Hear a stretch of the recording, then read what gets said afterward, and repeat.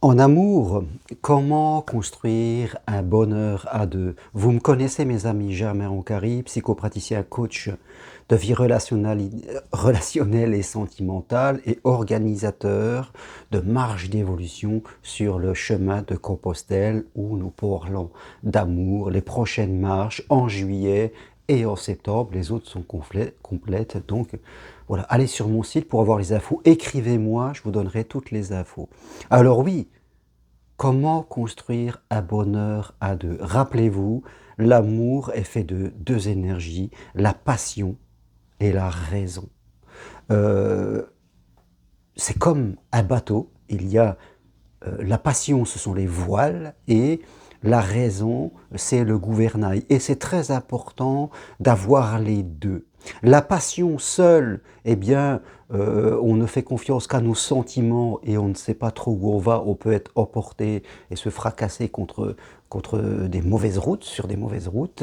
Et le gouvernail, tout ça, trop de raisons, fait qu'on vit une vie trop protégée, trop limitée, et la passion n'aurait pas sa place. Il faut trouver, mes amis, un équilibre entre la passion et la raison pour pouvoir construire un bonheur à deux.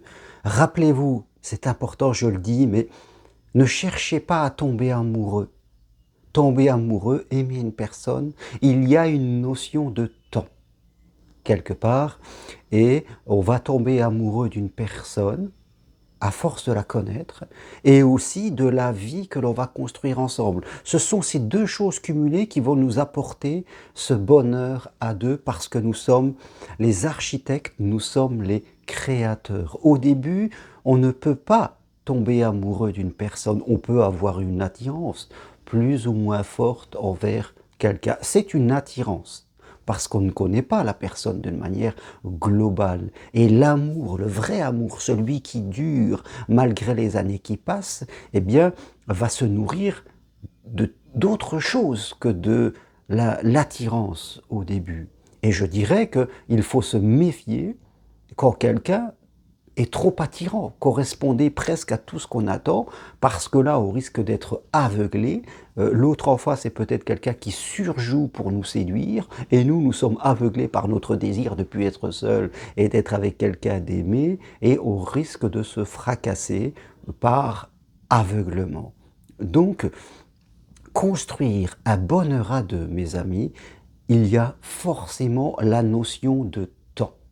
Il ne faut ni se précipiter à vouloir aller trop vite, et ni être trop lentement et croire qu'il faut passer par la case amitié. Non, ça ne marche pas. Vous êtes dans la vie sentimentale, vous êtes dans la vie amicale, mais pas sur les deux chemins. Et c'est très très très rare que le chemin de l'amitié débouche sur le chemin de l'amour. Je ne dis pas que ça ne peut pas exister, mais en général, c'est très, très, très rare. Alors bien sûr, vous pouvez rencontrer une personne et avoir de l'attirance. Qu'est-ce que j'entends des gens qui me disent « Ah, moi, je veux sentir le truc. » Il faut sentir quand même quelque chose. Ok, on peut sentir une attirance au début, plus ou moins forte, un tout petit peu. Déjà, on n'a pas de rejet. On commence comme ça. On n'a pas de rejet. On peut avoir une attirance légère. On se méfie des très grandes attirances. Puis après, on laisse passer la notion de temps, où on va prendre le temps de, je dirais, de connaître la personne et de construire une histoire à deux qui va nous demander plusieurs mois quelque part. Et c'est important de se prendre ce temps et de s'engager. Construire un bonheur à deux, c'est s'engager, je dirais, dans le désir de construire cet amour. C'est vraiment très important. Méfiez-vous de vous-même, méfiez-vous de ne pas être trop dans la peur, c'est-à-dire de dire on fait du chacun chez soi, on fait des choses. Là, c'est pas la peine. On ne peut pas faire du chacun chez soi et vivre une grande histoire d'amour. On peut faire du chacun chez soi et vivre des relations. Il n'y a pas de souci, on est chez soi, on a quelqu'un qu'on voit de temps en temps, ça peut être même être très agréable, mais ce n'est pas une grande histoire d'amour. La vraie histoire d'amour est faite de gens qui s'engagent ensemble, qui se laissent libres d'être eux-mêmes, mais qui construisent un bonheur à deux. Je dirais, dans les histoires de princesses et de princes, de chevaliers et de princesses, hein, on n'a jamais vu que le prince restait dans un château et que la princesse dans un autre, parce qu'il sait le confort de la sécurité. Comme ça, si on se quitte, on n'a rien mélangé. On est ensemble juste pour les bons moments, et on reste protégé chez soi. Oui, on peut vivre cette vie-là, mais je crois, c'est ma croyance, hein, vous n'êtes pas obligé d'y croire, hein, quelque part, que ce n'est pas le grand amour. Parce que quand on aime quelqu'un et qu'ensemble on construit un bonheur à deux, je peux vous assurer qu'on n'a pas envie de dormir ailleurs le soir, et on a envie tous les matins de se lever avec la personne que l'on aime. J'en suis à ma 3e vie sentimentale, je me suis marié une 3e fois il y a quelques mois, ça fait 15 ans que je vis avec la femme que j'aime aujourd'hui, et je peux vous assurer que j'ai aucunement l'envie de faire du chacun chez soi. Je veux dire, j'aime me coucher avec elle le soir, me lever avec elle le soir, je suis libre de continuer mon propre chemin de vie, et elle aussi, mais on est tellement heureux d'être ensemble, de vivre sous le même toit, et cela me remplit d'affection d'aller dans la salle de bain, de voir ses affaires, dans l'armoire, de voir ses vêtements. J'en suis heureux, ça me nourrit. On construit notre histoire ensemble, on aménage notre logement, on fait des projets. C'est important de construire une maison du bonheur à deux. Hein. On peut avoir du chacun chez soi et puis construire 2 maisons du bonheur, vous me direz. Oui, pourquoi pas, pourquoi pas. Je veux dire, mais ça reste toujours de la sécure si on fait ça. Ça reste de la sécure. Quelque part où on a peur qu'on soit limité. Mais si on a peur qu'on est limité, qu'on n'a plus la liberté d'être soi, c'est qu'il y a un problème qui vient de nous, soit de l'autre, ou des deux confondus. Donc, construire un bonheur à deux, c'est s'engager, c'est savoir ce que l'on veut, c'est être assez simple, assez clair, c'est s'ouvrir à la liberté, c'est s'ouvrir à la différence, parce qu'on n'attend pas que l'amour aime la différence.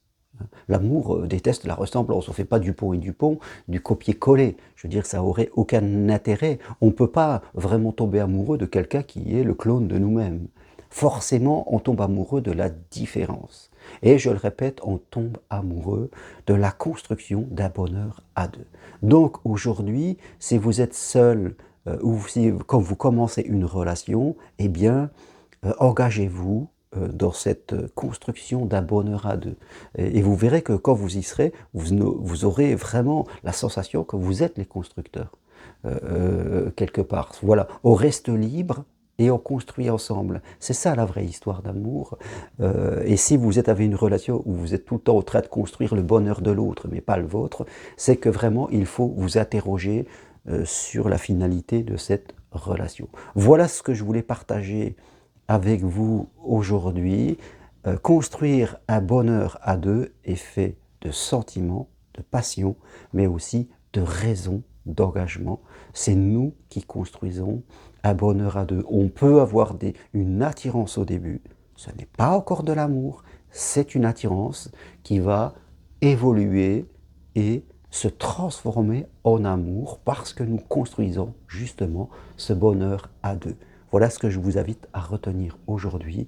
Et si vous voulez prendre rendez-vous avec moi, écrivez-moi. Et si vous voulez venir marcher sur le chemin de Compostelle, écrivez-moi aussi, que ce soit par YouTube ou par mon site internet. Voilà. La vie récompense ceux qui sont audacieux et qui s'engagent. L'amour aime l'audace. L'amour déteste le trop de sécurité. L'amour déteste de la peur. C'est ainsi. L'amour n'aime pas le danger, mais aime les prises de risque, aime les gens audacieux, parce que l'amour, c'est de l'audace. Voilà. Merci à vous, je vous dis à bientôt. Si vous aimez cette vidéo, appuyez sur j'aime et venez marcher avec moi sur le chemin de Compostelle. Je vous dis à bientôt, ciao et surtout, vive l'amour. Merci, au revoir.